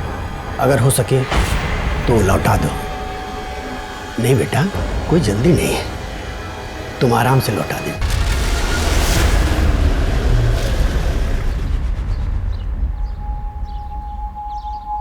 नीरज सुसाइडल था, डिप्रेशन था उसे? हाँ सर। तो ये बात आप लोगों ने पहले क्यों नहीं बताई हमें? इसलिए कि मैं उसके जाने के बाद उसकी बीमारी का मजाक नहीं बनाना चाहती थी। इस बीमारी से उसके मर्डर का कोई लेना देना नहीं है। मेरे बेटे ने सुसाइड नहीं किया। डिप्रेशन की कोई खास वजह जो काउंसलिंग के दौरान मालूम पड़ी? हाँ सर, भैया के बटालियन में एक डॉक्टर थी। भैया उन्हें काफ़ी पसंद करते थे, लेकिन उनसे ब्रेकअप होने के बाद। लेकिन तापसी से एंगेजमेंट होने के बाद वो बहुत खुश था। अरे वो तो अपनी शादी का बेसब्री से इंतजार कर रहा था। हाँ सर। लेकिन मैं बता रही हूँ ना आपको, मेरे बेटे ने सुसाइड नहीं किया। ये उन पड़ोसी मुल्क वाले जासूसों का काम है। जासूस? नीरज ने बताया था मुझे, पड़ोसी मुल्क वाले अपने जासूस भेजे थे हमारी फौजियों को मारने के लिए। सर, वो पेट्रोल पंप के हेड ऑफिस से सीसीटीवी फुटेज आ गया है।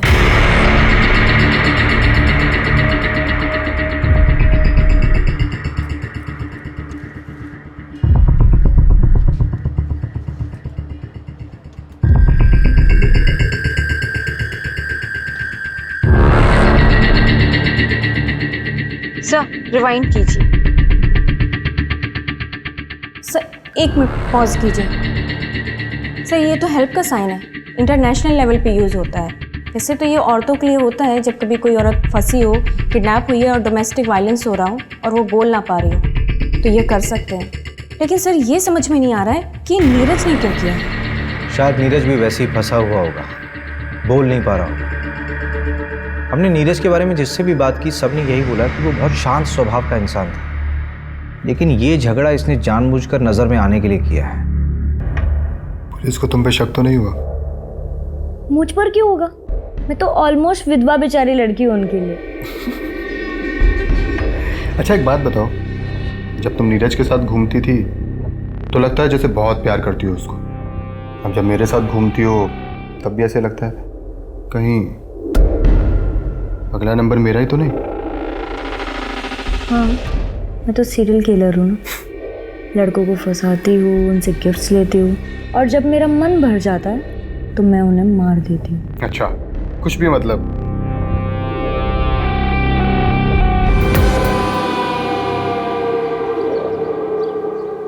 ये प्रमोद ईडी के रडार पर है। बिल्डिंग कंस्ट्रक्शन के नाम पर इसने काफी मनी लॉन्ड्रिंग कर रखा है। इसका मतलब ये प्रमोद भी क्रिमिनल माइंड का है। नीरज का इससे कोई कनेक्शन? हम पता कर रहे हैं। अभी ये प्रमोद बिल पे बाहर है, लेकिन इसे सारे बैंक अकाउंट्स फ्रीज हैं। इसका मतलब इसे पैसे की जरूरत है।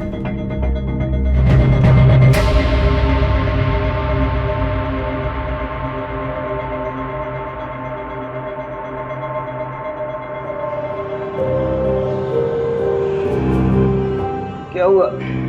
परेशान दिख रहा है। पता नहीं यार, तो आपसे सीरियस भी है मेरे लिए नहीं।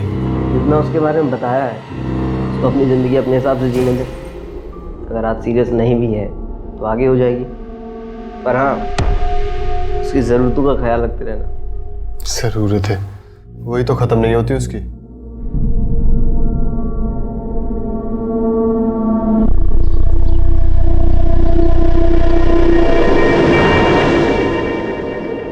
भैया वो 2 कपड़े धोने वाला साबुन देना। हाँ नंदू बोल, कौन सी लड़की? वो नीरज वाली दूसरी लड़की? हाँ हाँ भेज भेज भेज, एड्रेस भेज। बढ़िया काम करता है नंदू तू। हाँ उस बाइक का पता चल गया। जहाँ बॉडी जलाई गई थी उसके आगे एक 10 एकड़ का प्लॉट है, उसी का मालिक है पवन मोगे। 30 साल का बंदा है वो। उसकी बाइक में भी स्कॉर्पियो का स्टिकर है और आगे मार्केट एरिया के पास जो सीसीटीवी है उसमें वो बाइक दिखी भी।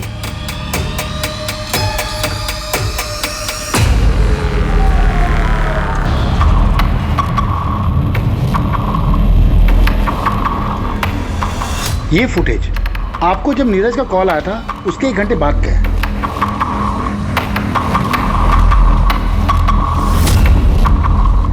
और ये फुटेज उसी पेट्रोल पंप का है जहां से नीरज ने पेट्रोल खरीदा था मर्डर के 5 घंटा पहले। इस मार्केट और पेट्रोल पंप के बीच ही नीरज का मर्डर हुआ है। एक काम करते हैं, उठाते हैं इसे। मुकेश का कुछ पता चला? कोलार रोड में एग्जैक्ट लोकेशन कहाँ का है वो भेजो जल्दी। हाँ हाँ मिल गया है सर, कैब ड्राइवर मुकेश का एग्जैक्ट लोकेशन मिल गया है। चलो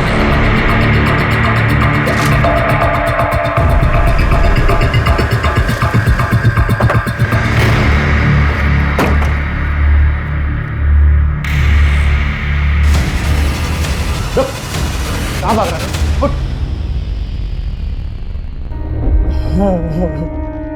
आप तो पुलिस वाले हो, मुझे लगा शाकाल आ गया। मुझे शाकाल बोल रहा है? कौन सा नशा किया बे? हैं? चल। बता क्या हुआ था उस दिन? नीरज को तूने एयरपोर्ट छोड़ा था ना? बोल। फिर कहां ड्रॉप किया था? बोल कहां ड्रॉप किया था? वो एक गाड़ी है। क्या हुआ?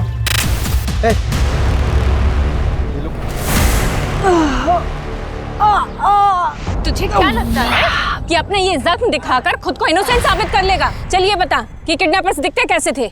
बताया ना मैडम, उन लोगों ने गमछा पहना हुआ था। कार का नंबर या कोई मेक या मॉडल? पता नहीं सर, सिल्वर कलर की गाड़ी थी, नंबर ठीक से नहीं देख पाया। ये जगह याद थी या लिया है ना मैडम, सच में कुछ नहीं पता। अगर शहर से भागने की कोशिश की ना तो तुझे ना पाताल लोक से भी खोज निकालूंगी। गाड़ी में डालो।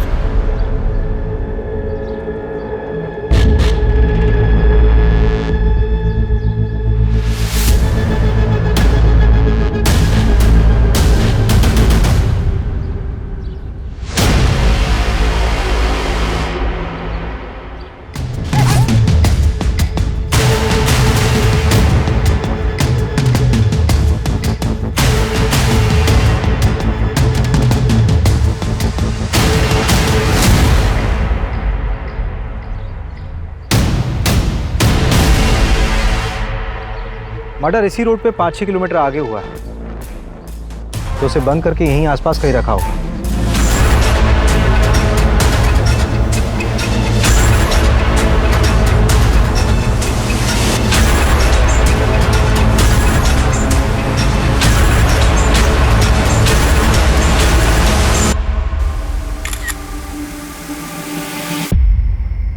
हाँ सर। कोलार ब्रिज के पास कुछ दिन पहले एक मर्डर हुआ। हाँ सर। तारीख 4 मार्च। अब बता क्या देखा था तूने? सर मैं मर्डर वर्डर होते हुए नहीं देखा था, लेकिन हाँ एक गोल्डन कलर की कार थी, उसमें एक आदमी था, वो बहुत गुस्से में था। अरे तुम आओ तो सही, इस काम के दोगुने पैसे दूंगा तुम्हें। बताओ सर, अब ऐसा कौन सा काम होगा जिसके लिए कोई इतने अच्छे पैसे देगा? सर मैं तो कहता हूँ उठाओ उसको और कूटो अच्छी से।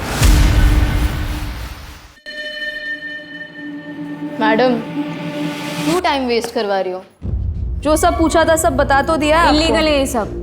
मैडम हमें ना पता है, धंधा करना इलीगल नहीं होता, करवाना होता है, वो भी लड़कियों की मर्जी के बिना। और मैं अपने घर में अपनी मर्जी से क्या कर रही हूँ, इससे सरकार को क्या लेना देना है? हाँ अगर मैं किसी और को घर पे बुला रही हूँ। बस कुछ जान मत बांट, अपना मुंह बंद रख। हाँ सर अंदर है सब, इसको भेज दूं क्या? बहुत बकबक कर रही है। क्या सर?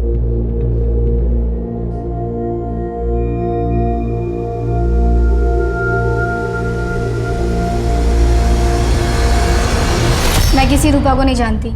रूपा जिसके पास नीरज जाता था, उसी ने बताया कि तुमने उसे पैसे दिए थे इन्फॉर्मेशन निकालने के लिए। नीरज को किसने मारा? मुझे पता चलेगा तो मैं ही उसे। थाने में बैठी हो तुम, ज्यादा हीरोइन मत बनो।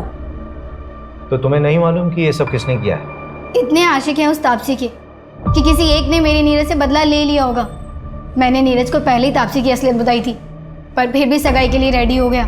और आप भी पता कर लीजिए, तापसी की चैट में देखेंगे ना तो सिर्फ साइको ही मिलेंगे आपको। अच्छा जरा 1-2 साइको के नाम हमें भी बता दो। अनुभव, नीरज को घुमाने के साथ साथ वो अनुभव के साथ भी घूमती थी।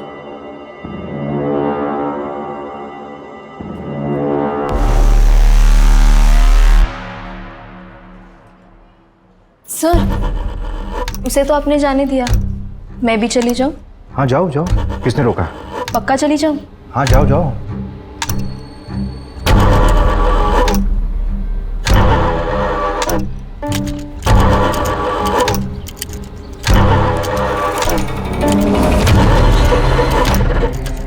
पुलिस ने बुलाया था मुझे। इस बार तो मैंने तुम्हारा नाम नहीं लिया, लेकिन अगर फिर बुलाया ना तो सारा भांडा फूट दूंगी।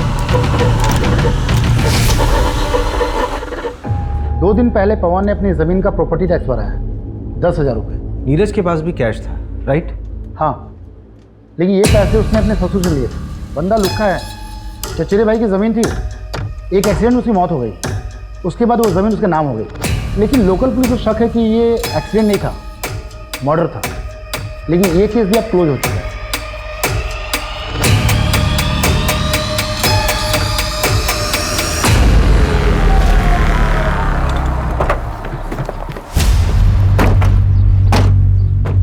हाँ सर, नीरज के साथ झगड़ा हुआ था मेरा। मानता हूँ कि उसके फादर ने नीरज के साथ शादी फिक्स कर दी थी उसकी। पीछे हट गया था सर मैं तो, लेकिन तभी मुझे श्रेया ने आके बताया कि वो नीरज धंधे वाली क्या जाता है। सर सुन के ना दिमाग भन्ना गया था मेरा। ये सब श्रेया ने तुझे बताया? हाँ। 1 से 4 मार्च के बीच में कहाँ था तू? भोपाल सर। अबे थोड़ा सोच तो ले, 10 दिन पुरानी बात है, इतनी अच्छे से याद है? आप पूछना क्या चाहते हैं? डायरेक्ट पूछिए ना। चल सीधे सीधे पूछता हूँ, नीरज को तूने मारा? सीधे सीधे बताता हूँ सर, नहीं। मैं यूपीएससी की तैयारी कर रहा हूँ, ताकि उस नीरज की ये नेवी वाली इमेज को कंप्लीट कर सकूं और तापसी के फादर से उसका हाथ मांग सकूं। जब तक ऑफिसर बनता तब तक तापसी की शादी हो जाती। तो क्या हुआ, डिवोर्स करवा के शादी करता उससे? इतना तो प्यार करता हूं। देखिए, आप अपना बेकार में टाइम वेस्ट कर रही है, कुछ नहीं मिलने वाला। कोई बात नहीं, मेरे पास बहुत टाइम है। ऐसे मैसेजेस नीरज के पहले भी आ रहे थे और अब भी आ रहे हैं। आपके सोशल मीडिया का पासवर्ड लगेगा, ये मैसेजेस हैक करने होंगे। कोई बात नहीं, काम हो जाने के बाद पासवर्ड चेंज कर लेना।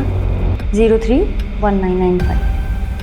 वैसे मजनुओं की लिस्ट में एक मानव को भी ऐड कर लेना। मानव? नीरज का भाई मानव? क्या बात है मानव, क्यों बुलाया मुझे यहाँ? देख, अगर नीरज के बारे में बात करने के लिए बुलाया तो मुझे सच में उसमें कोई इंटरेस्ट नहीं है। भैया में कोई इंटरेस्ट नहीं है और इसलिए रिश्ता तोड़ रही हो, तो क्या आप मेरा प्रपोजल एक्सेप्ट करोगी? I love you Tapsi. Good night Sweety.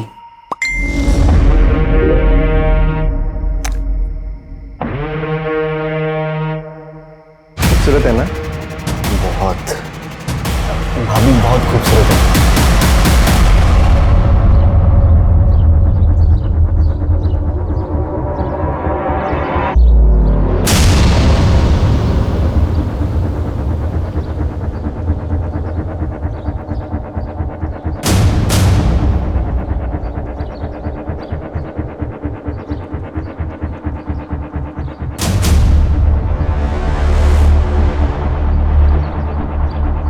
Crime site के 5 किलोमीटर एरिया को मैंने चेक कर लिया है, लेकिन अभी तक वो जगह नहीं मिली जहां नीरज को रखा गया होगा। ठीक है, मैं जांच का दायरा बढ़ाता हूं। चलो। अभिषेक, ये क्या तरीका है? मैं पिछले 1 घंटे से तुम्हारा वेट कर रही हूँ, तुम मुझे अब बता रहे हो कि तुम नहीं आ पाओगे। तो मुझे एक बार घर से निकलने से पहले बोल तो देती, तुम्हें बता देता कि प्लान कैंसिल है आज। कितनी बार कैंसिल करोगे तुम? अच्छा एक काम करो, स्नैप ब्रोकर का नंबर मुझे दो, मैं मिलकर आती हूँ उससे। अच्छा ठीक है, मैं देता हूँ नंबर, लेकिन बजट की डील अकेले मत करना, हाँ? मिलके करेंगे। तुम मुझे नंबर भेजो बस।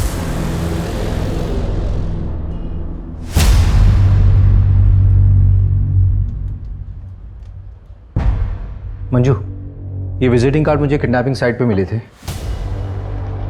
लेकिन मैं एविडेंस के लिए देना भूल गया। तुम एक काम करो, उसको अच्छे से देख लो और एविडेंस में भेज देना। जी सर। और उसका क्या हुआ, मानव का? सर वो 24 घंटे निगरानी में हमारी। उस पर अच्छे से नजर रखनी है। Okay sir. थोड़ी अच्छी बनाओ यार चाय, पैसा नहीं लेते हो क्या? चल के सर।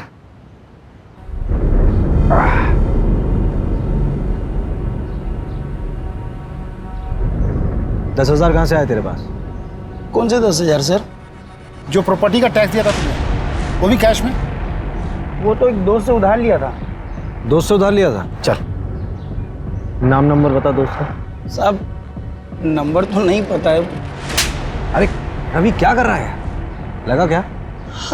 नंबर नाम जल्दी बता। सर कोई दोस्त से नहीं लिया था सर। मैं कोलार का बीच के पास हूँ सर। सर मुझे बचा लीजिए सर। तो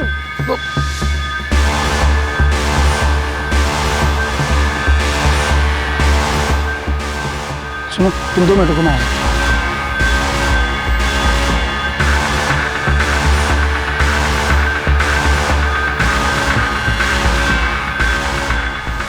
चल जल्दी निकल।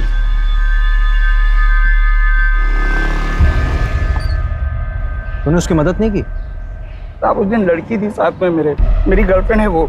मैं भी शादीशुदा हूँ, मैं भी तो फंस जाता ना। लेकिन मैं कसम खा के बोल रहा हूँ, मैंने किसी को नहीं मारा है, बस वहां से पैसे उठाए थे। अबे जिसने मारा था उसका होलिया तो देखा होगा, कैसा दिखता था वो? हाँ साहब, वो कद काठी में तो मेरे ही जैसा था। तेरे जैसा था? चल खड़ा उधर, चल खड़ा। सर मतलब थोड़ा सा गोरा भी था वो, मुझसे गोरा था। एक ही आदमी था? हाँ साहब, मैंने तो एक ही को देखा था। सर मैं एक एड्रेस भेजता हूँ, वहाँ पे आ जाइए, इधर कुछ मिला है। अच्छा एड्रेस भेजो।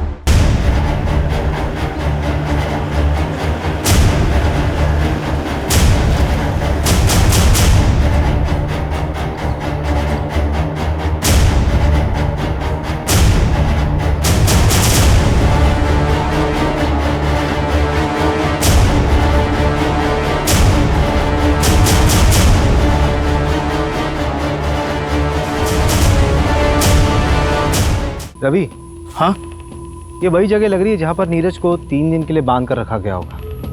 कोई रैंसम का कॉल भी नहीं आया। एक काम करो, फोरेंसिक वालों को इन्फॉर्म करो जल्दी। उनको बोलो कि यहाँ पे कुछ भी छूटना नहीं चाहिए।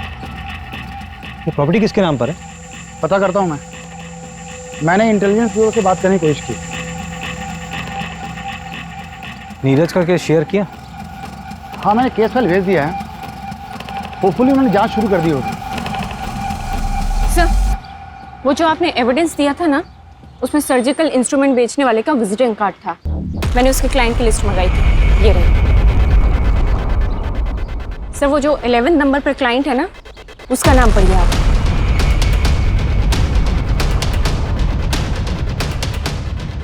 ये विजिटिंग कार्ड आप शायद किडनैपिंग साइट पर छोड़ गए थे। नहीं, गिर गया होगा। और ये रहे प्लॉट के पेपर्स। इसमें किसी और का नाम है, लेकिन इसकी सेल डीड में आपका नाम लिखा हुआ है एज अ विटनेस। ये प्लॉट अब एक खंडर बन चुका है जहाँ पे नीरज को किडनैप करके रखा गया था। लेकिन ये पूरा प्लान आपका नहीं था, किसी और का था। हाँ, मैंने ही किडनैप किया था नीरज, और मैंने ही मारा है उसे। क्यों? तापसी अभी मार्केट में, पर मेरे आदमी उसके पीछे। अब चुपचाप से पेट्रोल पंप पे जा और पेट्रोल खरीद। और कोई होशियारी करी ना तो तेरी महबूबा के ऊपर गाड़ी चढ़वा दूंगा। झूठ बोल रहे हो तुम। ये रूपा के कॉल रिकॉर्ड्स, इस रूपा के 5 नंबर्स थे। और ये रूपा का रेगुलर क्लाइंट, ये उसका आईपी एड्रेस है। इस आईपी एड्रेस से स्टॉकिंग मैसेजेस ऑनलाइन गए थे कई बार तापसी को। तारीख देख, इस तारीख से मैसेजेस आना शुरू हुए थे। और उसके ठीक 1 महीने बाद तूने तापसी को डेट करना शुरू कर दिया था। किसके कहने पे?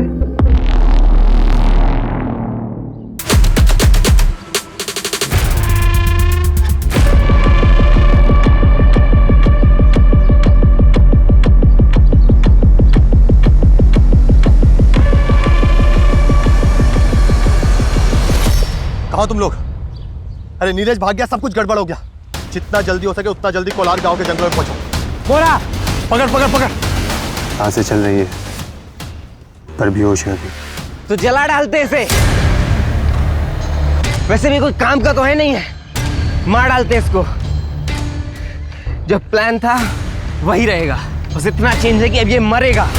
मैंने पहली बार तापसी को सोशल नेटवर्किंग साइट पर देखा था। देखते ही प्यार हो गया था उससे। पर भला कोई लड़की मुझ जैसे लड़के से प्यार क्यों करेगी?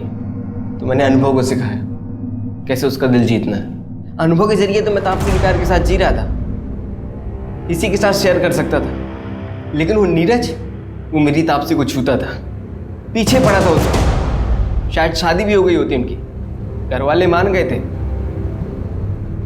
इसीलिए रूपा को पैसे देकर उसकी सारी खबर निकाली और हटा दिया उसको हमारे रास्ते से।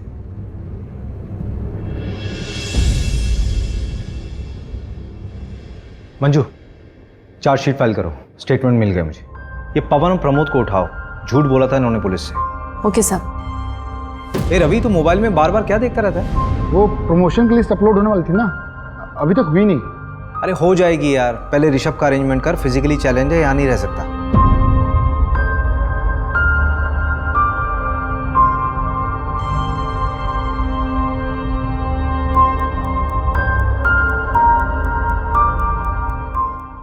क्राइम पेट्रोल के ऐसे ही मजेदार एपिसोड्स देखने के लिए हमारे चैनल को सब्सक्राइब करें